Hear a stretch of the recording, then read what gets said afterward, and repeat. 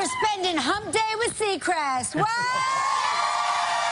Hi. Well, good morning. Wednesday, June 7th, 2017. Back in the USSA. Yes. We were just talking about this. So we come back from Niagara Falls, and we get in the afternoon, and New York's a big city with a lot of people. And I'm walking to the gym yesterday, and I see this woman approaching me, and I think she looks like she's famous, but I can't quite tell. The big Hollywood glasses. She's kind of got her head down into her phone. I get closer. She's looking at me. I'm looking at her. It's Kelly. And we think we spot each other, but we're not quite sure. Well, at first, I thought he was one of the ladies from my Soul Cycle class. God's honest truth. No, he looked really good. Like, he had on skinny tights and workout pants. And she says to me, "Oh, sorry, I wasn't quite sure. I thought you were a woman." Now, I'm on my way to the gym in the most masculine stuff I have in my wardrobe. You looked very gorgeous. You looked well taken care of. You had a hood on. You were on the phone, and you had a dazzling smile. And I was like, oh, I know her. I was in my Justin Bieber camouflage hoodie. There was a moment that I thought you were, for a second, Justin Bieber, but I was like... Minus the fans. No, I just couldn't figure out. I was like, what is the Biebs, because that's what I call him, doing by himself alone on 67th Street? And then I realized, oh, it's Seacrest, because you flashed your smile at me as soon as I pulled my sunglasses down because I didn't have my glasses on. So those big Hollywood glasses. Right. And she's like, that's it. Oh, wait a minute. I thought you were a woman.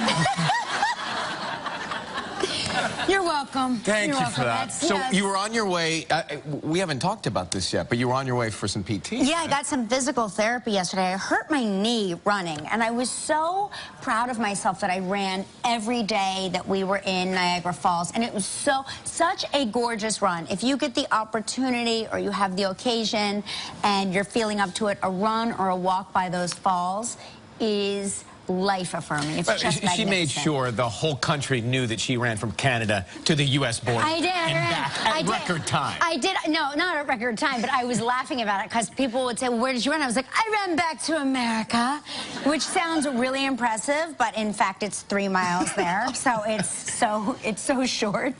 But so I thought I really hurt my knee, but it turns out it's just like tight IT bands and tight piriformis, and those are just words to me that mean actually nothing because I don't know what they do, but it means that it doesn't require a surgery. So it doesn't require, because Yelma and I thought maybe it was meniscus, right? Yes, my 2 doctors. Yeah. Right, yes. Yes. On staff, on call, all the time. They're both like, it's a meniscus, but that's the good surgery. That's what we said. That's the good one. They just go in there. It's the good surgery. They go in with a little hole and everything's fine. No problem at all. Yeah, yeah. Well, I'm glad you're okay, because I was worried, and I know you like to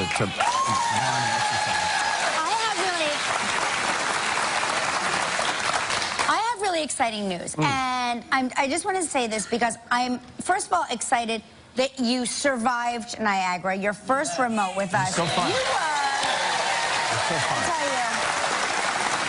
I think I told you this, that a group of the producers and myself, we all shared a meal one night, and we were all singing your praises because we've never in our lives experienced a better sport than you. You are a good sport. I mean, we tried to drown him alive, and he was like, no big deal. He was like, no big deal. He's like, is this what a remote is? You try to kill the host? And not just peacefully, by drowning me. Drowning. On the glamour of this show. But right? it was sustained drowning. It was drowning that lasted 12 hours. We went on a search for some rapids, and we found them, and we all got done with that. And by the way, it's called the jet boat up there, and it's a lot of fun, and it's safe. But at the end of it, we did say to each other, people pay for this? Yeah. Because it was intense. My favorite part was when Ryan, I think, was screaming help or something, but this is what it sounded like.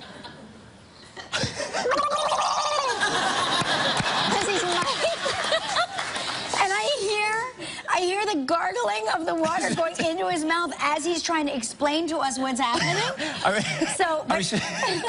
I was trying to report to the home audience what was going on, but I was gargling in the process. It was really amazing. So and then you would just hear beeps, like where there would just be sustained curse words. Like the beeping would just go beep. But I think that was probably Gelman. I've seen this show before. I've watched for years. Oh, there it is. There you are. There. I mean. Son of a God! Yeah, that's F-bomb, S-bomb, F-bomb, S-bomb. Yeah, bombs were being dropped. That was crazy. I've seen this show, and I watched when Regis was on, back then, and I saw him at Disney World, in the teacup. The Bahamas. The Bahamas, sipping sunning himself. Beverage. He went to the nude beach in the Bahamas. Remember the nude beach? He walked nude around the Bahamas. But me? And so Seacrest thought... Thank God that's water. Anyway, the reason I bring up that I'm so excited you survived is because I want to put this out there. A lot of people don't know. Maybe you do. Maybe I'm just new to the party. Ryan Seacrest has been nominated for induction into the National Radio Hall of Fame. I just need to know.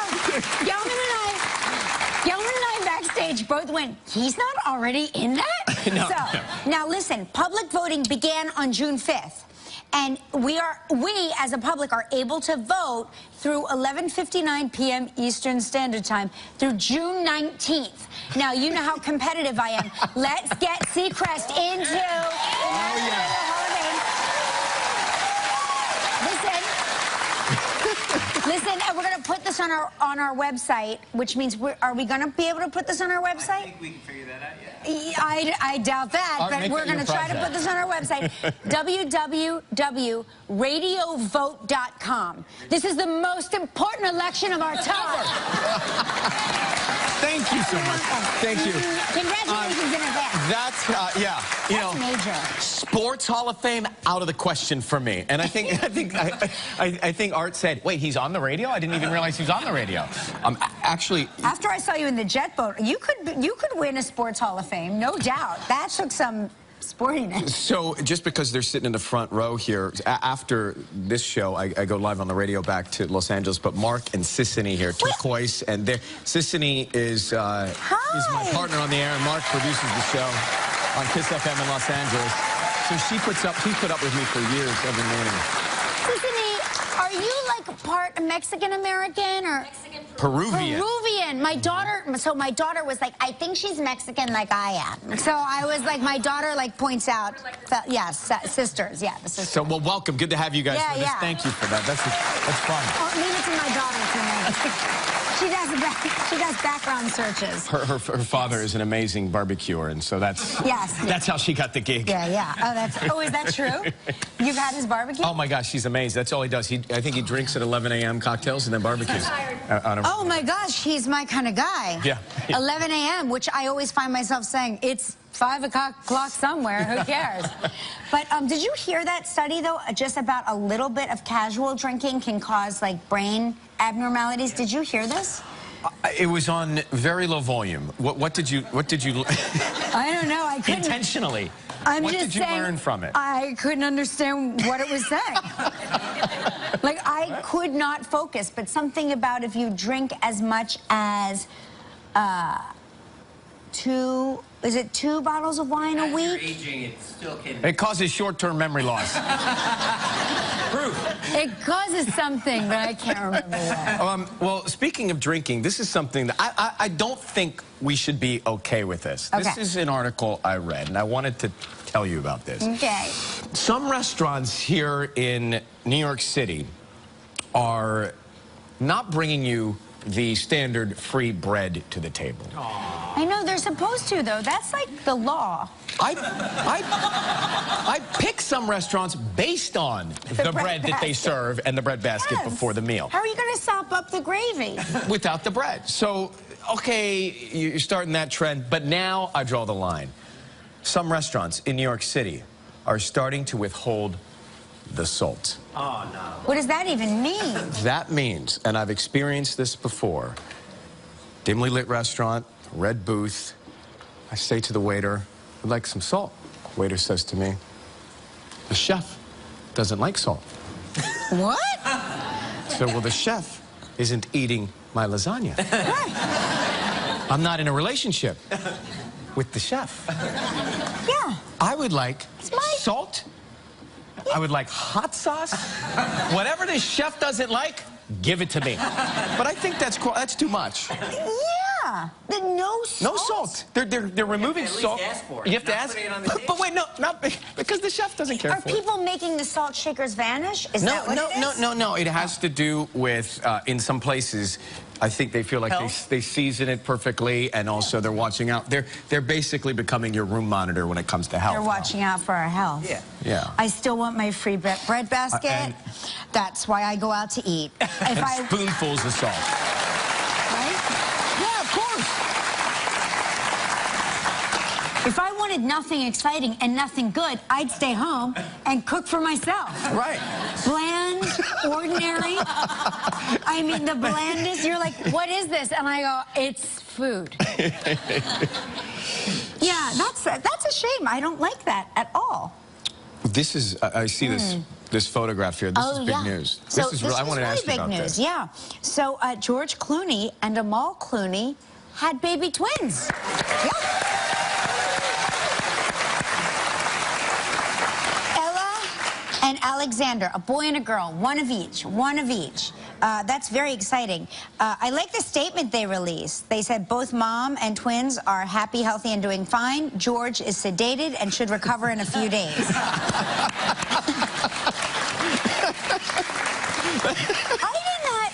I didn't know she was that pregnant. I feel like I just found out she was pregnant. Is anybody with me on this? Right? Well, there were rumors they were expecting at some point. Yeah, but yes, but I get. But you found out late in the I just feel like I think because tabloids now just print everything all the time without regard for any facts at all. Always. So when they said she was pregnant, I was like, well, that's not true. You know, and then, they would show like the baby bump. And I can't tell you how many times I've left a restaurant and had pictures of my baby bump photographed. And I'm like, that's cheesecake, and how dare you? That's from the bread basket at that restaurant that still serves bread. You know what I mean? If I gave birth every time there was a baby bump reported, I've had 147 children by now. Octomom over here. What was Mark like? George had to be sedated. What was Mark like when you had your first? Oh, you don't know. Oh, I wasn't there. Oh, no. I mean, okay, so Mark famously passed out during all three. At different times, different things caused him to pass out. And he doesn't just pass out, he passes out in like grand, dramatic. It's the world's slowest pass out. It usually starts with, how are you feeling, baby? Are you okay? You're gonna be fine. You look so beautiful.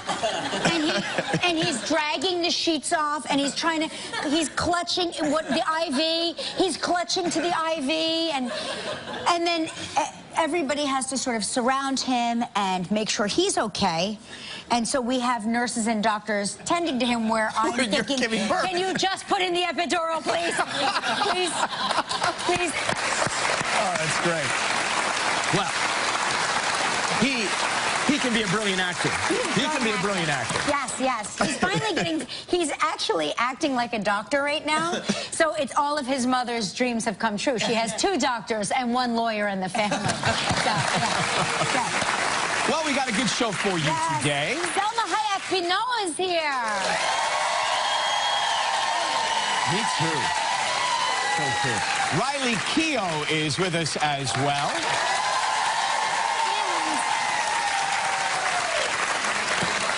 It's going to get pretty competitive around here. Tense. We take on 12-year-old Ananya Vinay, the winner of the 2017 Scripps National Spelling Bee.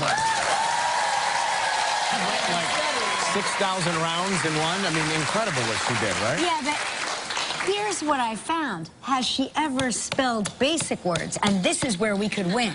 Yes. Basic level 1 words. bus, cat. These kids spell words that are so complicated. Silent T's and all their words, things like that. No, not us. Letters that we've never even heard of. What do you know about four-letter words? Exactly. That's coming up. All right, let's burst into it. Spring travel trivia. Here we go.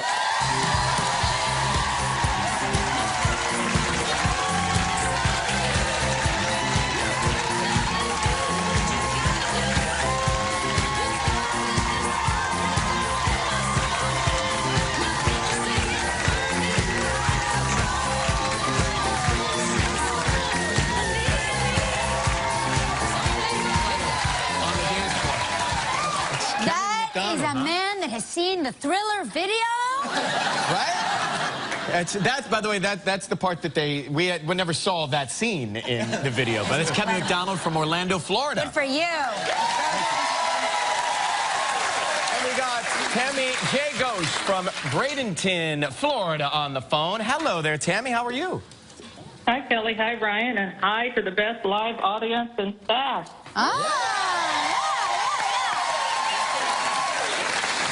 Tammy, you would make an incredible talk show host. You just figured out the first rule, which is suck up to your audience. I've been in your audience 4 times over the past 11 years, and it is a blast. Everybody. Where are you? Now, it's a stunningly gorgeous photograph. Where are you in this picture? That is Banff. I've planned that trip based on when Live was at the show. That actually is at the same hotel you guys were at. We had lunch there. It's spectacular, Tammy, isn't it? Oh, it's beautiful. That was our 35th wedding anniversary. We did a Canadian Rockies trip. Oh, That's my great. gosh. Congratulations. I was telling Ryan that he really has to experience never the been there. Canadian Rockies. They are, the magnificence is indescribable. Yes, Gelman needs to take the show back there. Yes, Gelman, toot sweet. Okay, we're on our way right now. I think that's Francais And or put something. that back on the trivia wheel. I'll go, too. Yeah, okay. By the way, she could interview Salma. She's so good at running the show coming up here. All right, let's see what you're playing for. Let's go.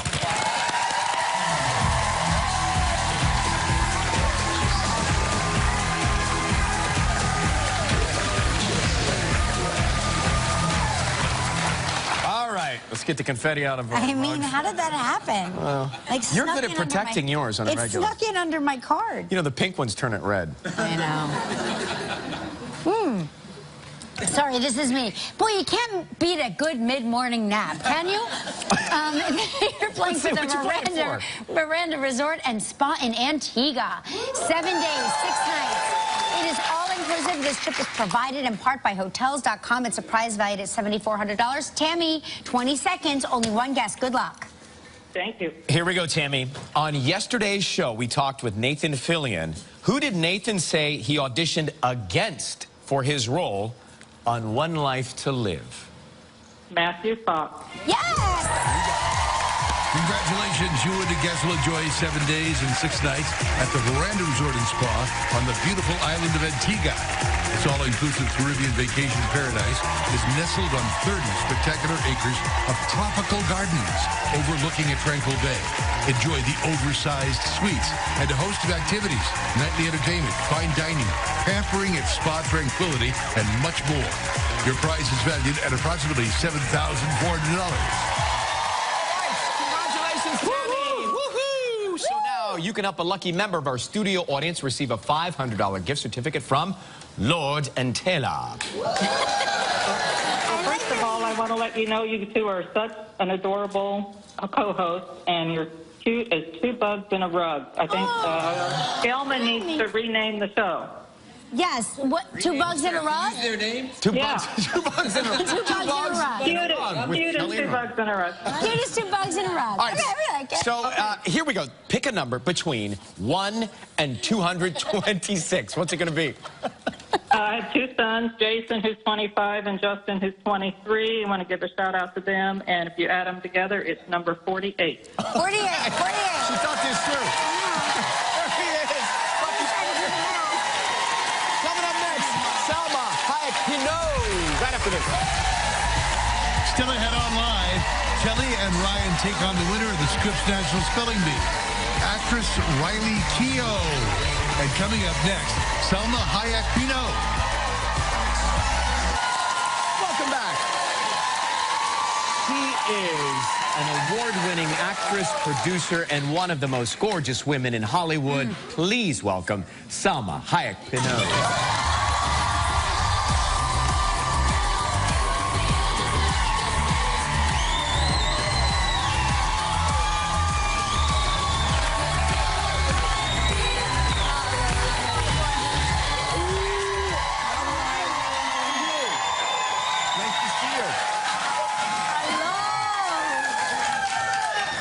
I'm so happy to see you always, always. You always look gorgeous. I wore this specially for you. Oh my gosh. See, I knew you would like them. Are these Gucci?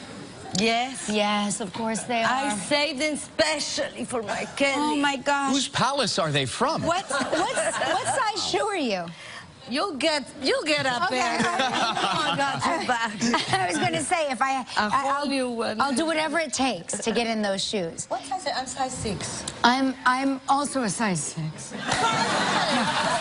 That makes 3 of us. All right. Now, listen, I did not know this. All the times we've had you on this show, you were, as a young child, you were quite good at gymnastics. You wanted to be a gymnast. Yes, that was my dream. I had no idea in all these years. Look at this picture of you. Wow. Look at that. Yes. So how old are you there? And what were you doing? I am 9, you know. I come from a very little, you know, it's bigger now, but when I was that age, my town was super small. So I didn't know this sport existed. Right. And then Nadia Comaneci went to the Olympics. I had the television. I saw her, and I fell in love with the sport, but there were no classes. Nobody else was doing it. And I was teaching myself. And then I begged my father to take me to Mexico City for the summer to go to a gym. And I went, and I was there 2 months, and I was so focused and so good. At that age, I got drafted for the Olympic team. That's incredible. Wow. Self-taught originally and drafted. However, that would mean that I would have to be like in a boarding school. Only you do 6 hours a day of gymnastics, and they do the studies. And I would have to be away from my family because it's in Mexico City. Yeah. And my father said no. Aww. So that was my Olympic dream died there. Yeah. But instead I came on. I was going to say, it worked out just fine for you, Salma. When did you have that turning point or that moment when you realized that you wanted to pursue acting? It must have been right after the heartbreak with the gymnastics. Because I was really young, like a kid, and I saw Willy Wonka and the Chocolate Factory. And I remember when I saw this film, something clicked in my brain and went, whoa, there is actually a universe within this life, within this universe, where anything can happen. You know, there can be a river made out of chocolate, you can chew a gum and levitate, and then you can burp yourself back down to earth. Yeah. There's Oompa Loompas. So I realized that through filmmaking, you can create so many different realities, and everything was possible. And so I wanted to be part of that business. But I didn't think I wanted to be an actress. I just wanted to be in the films. But I guess I didn't think I could do it any other way. You know, it was hard for me to say I want to write or direct, or so I said I'll be an actress. It's so funny to me because I saw that movie too, and it sounds like I wanted to be a gymnast after I saw Nadia Comaneci. Like she affected me. You're my soul sister, Kelly. I knew it. But when I saw Willy Wonka and the Chocolate Factory, all I wanted to eat was a giant gummy bear. I did not want to be. Just wanted to bathe in the river of chocolate. Where do you get those? When we come back, we'll find out why Salma's newest role, very close to heart. Be right back. Stay with us. You know, in the scene from Beatriz at dinner, of course, you play a Mexican immigrant who is a holistic healer, right? Tell us about the premise of the story, because I thought this was based on a true story or a story I had heard, or but maybe I'm mistaking it with just a story I've heard somewhere. It's just a story you hear every day in the news. This is what's happening, but it was written before this political climate. It's the story about this holistic healer that goes to a house to give a masseuse clients that she's known for a long time, and she kind of gets stuck, you know, accidentally into this dinner with really sophisticated, rich, powerful, well-dressed people. And at the beginning, I mean, she's not really, doesn't have a complex, or she's not, you know, in awe of them. She's very nice and graceful, and it all starts really well. And then it goes really bad. After a glass of wine or two and some tense conversations, but you use that word graceful, the character has a lot of grace in moments that could be tough for a lot of people. And it's amazing how Miguel Arteta, first of all, the script was brilliant, Mike White, and then it keeps the tension every second, and it makes you laugh out of nerves, and at some point it's scary, and it makes you angry, and it's such a brilliant film. You had a calmness to your character. What did you do to maintain that? I actually meditated every day before I started shooting. I didn't have to spend the time on hair and makeup, as you saw. So I spent it meditating. Do you like that? Do you like doing a character like that where you don't have to think about... Because a lot of actors say, oh, well, the hair and makeup helps me get into character, and I wonder what it's like to be stripped of all of that. Oh, I loved it. Yeah. I loved it. I was free. I didn't have to look good. I was not expected to look anyway.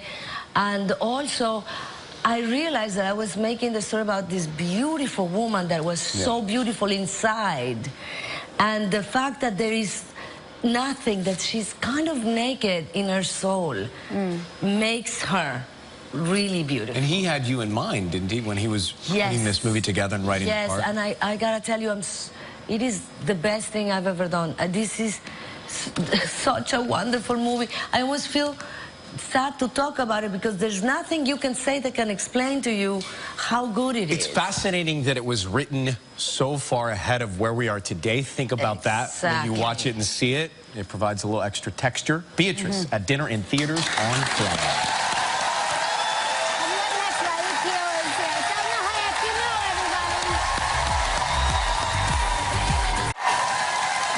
Family of Hollywood and music royalty. Please welcome the very talented Riley Keough.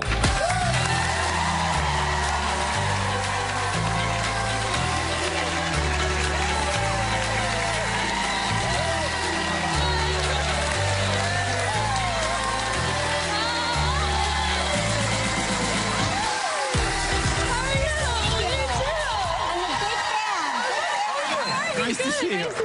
But guess what? I like you as a redhead. Thank you. It's really beautiful. She says, oh, she's got red hair. Yeah. Around the I just dyed it. I got to tell you, I'm a huge fan of The Girlfriend Experience. Heard. You are incredible in that show. Thank you. You should win an Emmy for that. You really should. You're an incredibly talented actor. Thank you. How long has it been on? Has it been on for a season? It was one season. I only did the first season. Yeah. They're doing a second season, but I'm not in the second. Well, you're busy. What? you're busy. No. Yeah, that was always the idea. They're doing like, I know, but she's amazing. Yeah, that was a great character. Great character. If you get emotional in this conversation. I don't know what I'm going to do now. Anyway, I've got to tell you that was a really nuanced performance that you gave, and I've never thought of being a hooker before. Yeah, but you know, that's actually good. I could see your wheels turning. It really is like, you know, you set your own hours, and my gosh. There are a lot of physical scenes in that series. Of which do they ever become more standard operating procedure-esque, or? Definitely. They do. Yeah. Oh yeah. Yeah. It's actually very tiring, and you know, you get really out of breath, and you're just like a lot of heavy breathing, and you know, it's super hard. Is there anybody that you ever like grossed you out to the point where you thought, okay, let's just, between you and me, the director, like let's just get rid of him. Let's just do one take on this. Let's just get it done. No, because I was trying to stay in her headspace, and I think she's a whole, different kettle of fish. We mentioned that you come from music royalty, your family, and your grandfather was Elvis Presley. Yes. That's incredible. Did you go to Graceland? Did you visit Graceland as a kid? Yeah, we still visit. Yeah, we did. We'd go usually around Christmas time and have dinner, and they would sort of close it down, and we'd have like family dinners there. That's nice. I was just going to ask, like, do you have to wait in line? No. They do the Graceland takeover. Yeah. We wait for everybody to go through, so we're not, interfering with the tours, and then we have our own little dinner. We're going to take a break. When we come back, we'll find out why Riley is afraid of the dark and a red door. A red door as well. Hang on, be right back. Riley Keough, It Comes at Night, which is, it's frightening. It's a scary movie, but not in necessarily the way you may think. Right, yeah. Well, there's not really like a monster or like a scary entity. There's a red door. And it's mostly just kind of about people and human behavior and, What's the way going people... on behind that door, though? Yeah, what opened? I can't tell you that. I know, but who opened the door? Who opened it? I can't tell you that either. Just give us a hint. Was it one of you? I can't ruin the movie Give for us the whole one little country. hint. You're drawn to those roles, right? You like complex characters. I do, and yeah. human behavior. Definitely, yeah. Have you always been that way? As a kid, were you a mature kid? And I think I was, yeah. I think I was a bit out there, per my dad. Like asking like very profound questions. Is it scary making a scary movie? Because it's all broken up and there are cuts and things like that. When you see it edited, it is with the soundtrack and definitely. The score is very scary, and the camera work. But it wasn't really scary there's moments, there's a lot of, dark kind of moments. Do they try and get a genuine scare out of you on camera? So they've got it? I think so. I think they did a good job at that. Are you afraid of the dark? Yes, Kelly, I am. Desperately. Why do you think there's so many lights in here? Until I see the shadow. Sometimes, yeah. If I'm alone, definitely. Yeah, of course. Yeah. Right. I swear, I mean, and especially when I'm traveling, if I stay in a hotel, every light is on. The TV's on, the lights on. I'm okay in hotels because there's so many people around. But I walked by your room in Niagara Falls. I'm like, Rip was up all night. It Comes at Night in theaters this Friday, June 9th. Go check it out. Riley, nice to see you. Thanks for coming.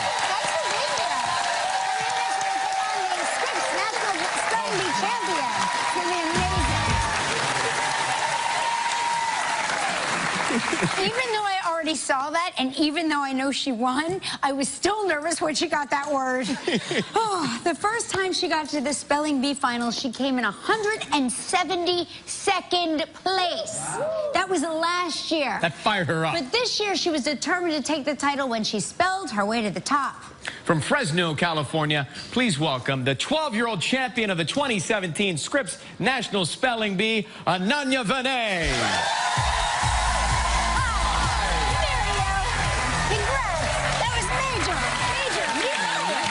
Nice to see you. Congratulations. You won $40,000 cash? Yeah. Wow. So what are you going to do with the money? I'm going to split it with my brother and put it in my college account. You're going to split it with your brother? Yeah. That's so nice. How old's your brother? 7. 7? Can't he win his own spelling bee money? So what did you do to prepare, to get ready, to come back and win this year?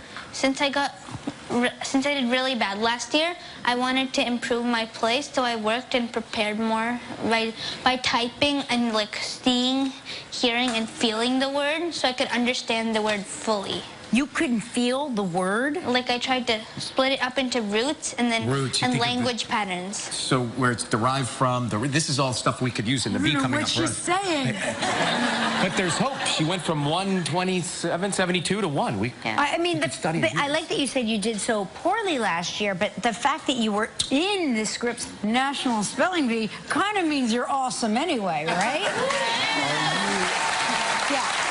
Are you at all worried that we may come on strong and win this spelling bee? Because we know words. We read stuff last night. We read words. Okay? So you should be a little bit intimidated by us. Shall we play? Should we do a mock bee? All right. Mock bee? Okay. It's time to play the 2017 edition of To Be or Not To Be. Okay. Oh, yes, we have... Yes, welcome the official pronouncer from the Scripps National Spelling Bee, Dr. Jacques Bailey. Dr. Jacques!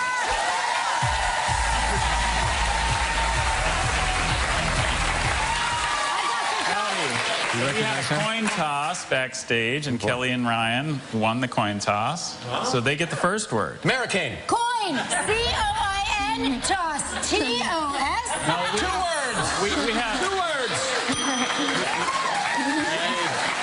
We have some appropriately leveled words here. Oh. The first word is napoo. Napoo, as in as soon as she was given her first spelling word, Kelly realized her plans for an easy victory in the bee were napoo. What did Kelly eat? I'm going to feel the word, and I'm going to say it's Your tricks. N-A-P-O-O, napoo. Yeah. Correct. Your word is borborygmus. That was such a fluke, and you all know it. Ananya, your word is borborygmus. As in, Ryan was embarrassed by the loud borborygmus he experienced while spelling on stage. Does this mean a rumbling stomach? Yes. Borborygmus origin? The origin? It's from imitative Greek. Borborygmus. B-O-R-B-O-R-Y-G-M-U-S. Correct.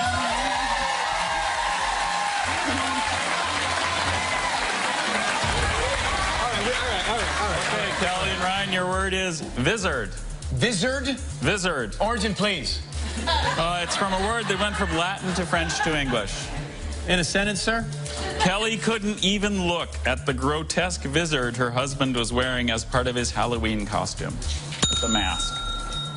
I know I've screwed this up because it's... Go ahead, so do it, say. Vizard. V-I-S-A-R-D. That's incorrect. What is it? What is Vizard is V-I-Z-A-R-D. That's what you said, isn't that what you said? V-I-Z-A-R-D? Ananya, your word is alligator, but this is an alligator that means one who asserts, affirms, states without proof, or before proving. So Alligator. It's not the animal. Language of origin? It went from Latin to French to English, just like vizard. Can you please use it in a sentence? When confronted with facts, the alligator quickly changed his allegations about alligators. Alligator. A-L-L-E-G-A-T-O-R. Correct.